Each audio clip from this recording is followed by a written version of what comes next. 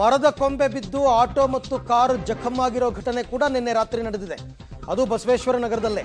Basaveshwara Nagar main ರೋಡ್ನಲ್ಲಿ ನಡೆದಿರ್ತಕ್ಕಂಥ ಘಟನೆ ಇದು.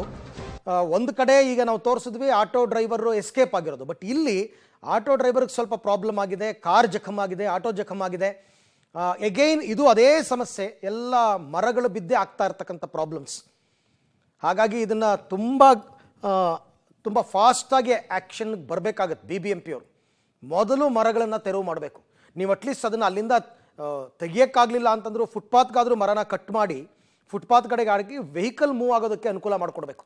ಆಮೇಲೆ ಬೇಕಾದ್ರೆ ನಿಧಾನಕ್ಕೆ ಬಂದು ಅದನ್ನು ತೆಗೆದುಕೊಂಡು ಹೋಗ್ಬೋದು. ಎಲ್ಲ ಅರಣ್ಯ ಇಲಾಖೆಯವರು ಮಾಡಬೇಕಾಗಿರ್ತಕ್ಕಂಥ ಕೆಲಸ.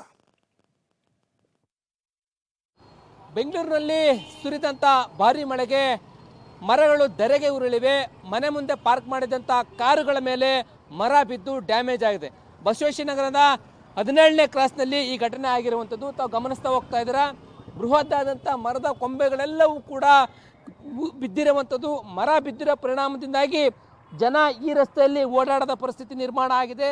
ಜೊತೆಗೆ ಮನೆ ಮುಂಭಾಗ ಪಾರ್ಕ್ ಮಾಡಿದಂಥ ಕಾರ್ ಏನಿದೆ ಆ ಕಾರಿನ ಮೇಲೆ ಕೂಡ ಬೃಹತ್ ಕೊಂಬೆ ಬಿದ್ದಿರುವಂಥದ್ದು ನಮಗೆ ಕಂಡು ಬರ್ತಾ ಇದೆ.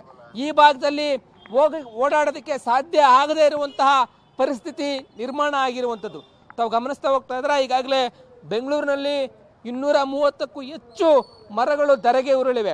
ರಾತ್ರಿ ಆಗಿರುವಂತಹ ಘಟನೆ ಇದು. ಇನ್ನೂ ಯಾರು ಬಂದು ಮರ ತೆರವು ಮಾಡುವಂಥ ಕೆಲಸಕ್ಕೆ ಮುಂದಾಗಿಲ್ಲ. ಇದನ್ನು ತೆರವು ಮಾಡಿ ಕ್ಲೀನ್ ಮಾಡೋದಕ್ಕೂ ಕೂಡ BBMP ಮುಂದಾಗಿಲ್ಲ. ಈ ಪ್ರಮಾಣದಲ್ಲಿ ಡ್ಯಾಮೇಜ್ ಆಗಿರುವಂಥದ್ದು. ಮನೆಯಿಂದ ಜನ ಹೊರಗಡೆ ಬರದೇ ಇರುವಂಥ ಪರಿಸ್ಥಿತಿ ಕೂಡ ನಿರ್ಮಾಣ ಆಗಿದೆ. ಈ ರಸ್ತೆಯಲ್ಲಿ ಜನರು ಓಡಾಡದೇ ಇರುವಂಥ ಪರಿಸ್ಥಿತಿ ಕೂಡ ನಿರ್ಮಾಣ ಆಗಿರುವಂಥದ್ದು.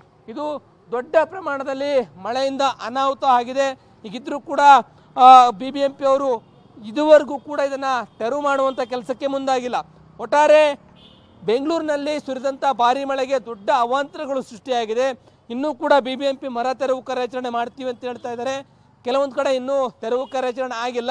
ಬಸವೇಶ್ವರ ನಗರದ 17ನೇ ಕ್ರಾಸ್ನಲ್ಲೂ ಕೂಡ ಕಾರಿನ ಮೇಲೆ ಮರದ ಕೊಂಬೆಗಳು ಬಿದ್ದಿದ್ದು ತೆರವು ಕಾರ್ಯಾಚರಣೆ ಆಗಿಲ್ಲ.